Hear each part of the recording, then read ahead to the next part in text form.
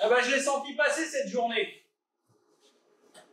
Puis quand je dis senti, c'est au premier degré, hein. Le déo, ça vous parle, bande de dégueulasses? 24 ans que je fais ça de ma vie, alors.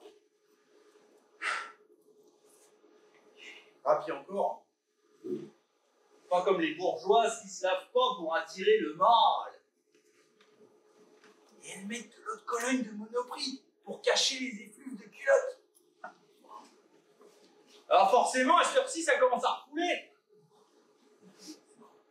Ah, puis les gens qui puent de la gueule, ah. Je crois que les arpions, c'est le moins pire que tout, tiens. Bon, allez. Billets, s'il vous plaît. Allez, billets, s'il vous plaît. J'ai encore 7 lignes à faire, moi. On sort les doigts. Tu sais très bien ce que je veux dire, allez.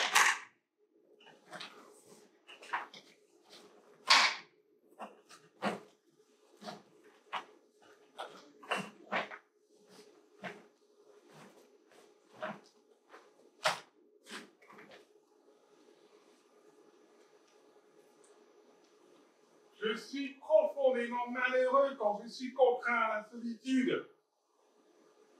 C'est bizarre, parce que j'aime lire et méditer. C'est tout à fait paradoxal. J'ai un besoin vital de la compagnie des gens. Je ne me sens bien que lorsque je suis avec mes semblables. J'ai le goût des autres, comme me le dit souvent mon collègue Jérémy, qui a pourtant détesté le film de Jaouti. Voilà pourquoi, en fait, j'ai choisi un métier de relations humaines, de contact, que je suis CRS. Enfin, simple gardien de la pêche, les CRS, je n'ai pas d'ambition.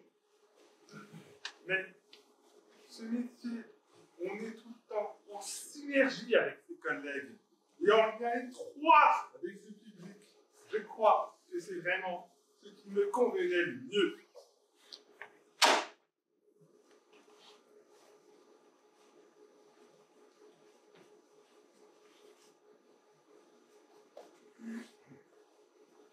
Oui, je suis un grand lecteur et surtout, je suis fan de poésie.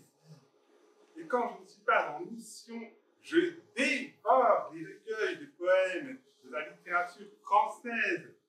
Je commence même à écrire quelques vers, quelques strophes de prose poétique. C'est devenu une réaddiction. Au point que ça me cause des ennuis au travail. Parfois, quand nous partons en déplacement dans le fourgon, pendant que les autres s'affairent à des jeux sur leur smartphone, moi, je lis ou j'écris de la poésie. Pendant la crise des Gilets jaunes, un samedi matin, très tôt, on roulait vers Paris, avec les gyros et le Teuton.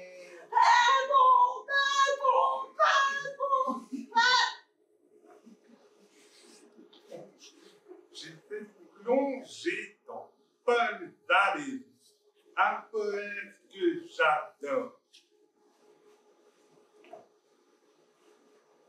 La guerre, c'est le massacre de gens qui ne se connaissent pas, au profit de gens qui se connaissent et ne se massacrent pas.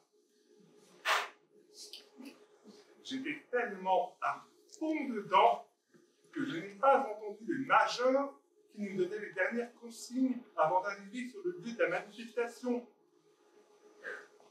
Il s'est donc énervé. Je ne m'en suis aperçu que lorsqu'il était à côté de moi à me hurler de lui répéter ce qu'il venait de dire. J'ai levé la tête et comme dans un rêve éveillé, je lui ai récité les premiers vers du cimetière marin.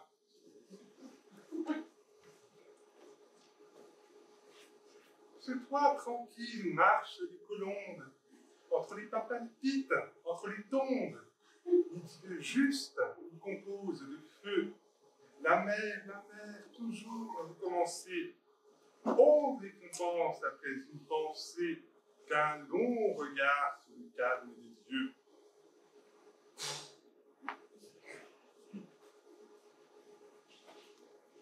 Alors, je ne sais vraiment pas pourquoi, parce qu'il n'y avait absolument pas lieu de s'énerver, mais il a crié « Simple gardien Lambert, vous vous foutez de ma gueule! Je vous fais convoquer chez le commandant lundi à la première heure! Vous vous expliquerez sur votre comportement! » J'ai donc été convoqué chez le commandant. Au début, il m'a sévèrement réprimandé de n'avoir pas écouté les consignes d'un gradé avant une mission qui s'annonçait particulièrement délicate et dangereuse.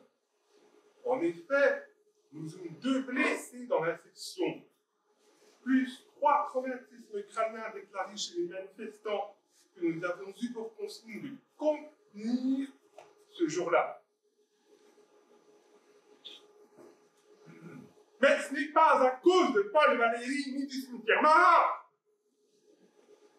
Ai-je alors dit, avec un certain emportement, à mon commandant. Je fus décontenancé par ma réaction, surtout, je crois, par la nature de mon argument. Je sentis même déstabilisé tout à coup, et puis il se détendit. Il desserra même son nœud de cravate, et il me parla à voix presque basse, comme un ami. Lui aussi adorait la poésie, Victor Hugo surtout, les châtiments en particulier.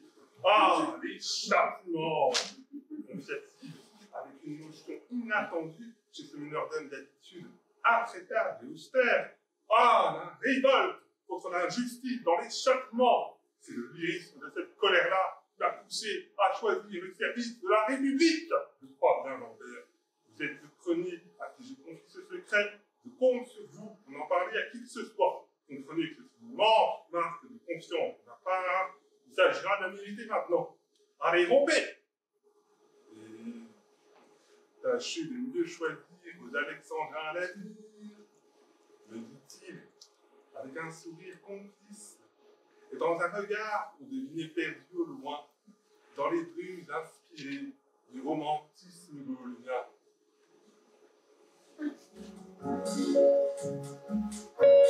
Ce sont de drôles de types qui regardent les fleurs et qui voient dans leurs plis des sourires de femmes.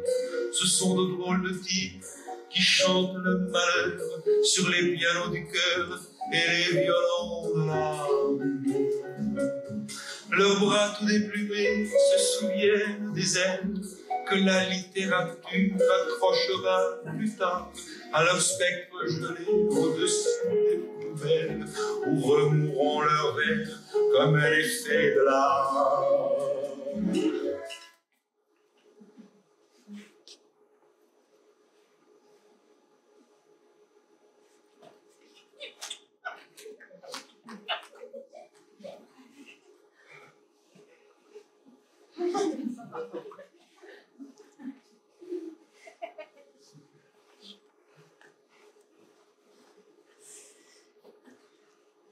Je dois également faire un aveu qui me coûte. Le mois dernier, j'ai découvert 5 jeunes Perses. Et je crois bien que Paul Valéry est descendu d'un échelon dans l'échelle de mon admiration. J'ai dévoré son œuvre dans la Pléiade au cours de mon dernier repos et je me suis surpris avec la méditage dans les douches de la salle de sport.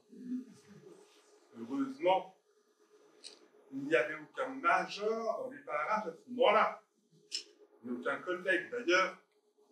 Il n'aurait sans doute pas apprécié d'apprendre que tout à coup, j'ai quitté l'univers onirique de Paul Valéry pour le symbolisme mystique de Sainte Jeanne Perse. Peut-être même leur fait quelques reproches et j'aurais dû me justifier à leurs yeux, alors que l'urgence et de se préparer à une rencontre frontale avec les ouvriers de la fonderie de Gontrange. J'imagine déjà la situation au cas où je devrais répondre aux critiques acérées d'un brigadier bien fait des oppositions entre les différentes philosophies identifiées dans la poésie française du XXe siècle. Je crois que je ne m'abaisserai pas à argumenter et que je me contenterai de citer un extrait bien choisi de Éloge afin de river son clou à ce brigadier putatif. Par exemple, les enfants courent au rivage. 1 million d'enfants portant leur signe comme des ombelles. Et les gonfrènes, les rameaux, la calife à fleurs vertes et spiliaces piteuses, qui sont la barbe des vieux murs, s'affolent sur les toits, car un vent, le plus frais de la nuit, se lève au bassin d'îles qui bleuissent, et déferlant jusqu'à nos maisons, coule par le havre de toile. Et la journée est en panique. Le monde n'est pas si vieux que soudain, il n'est ri.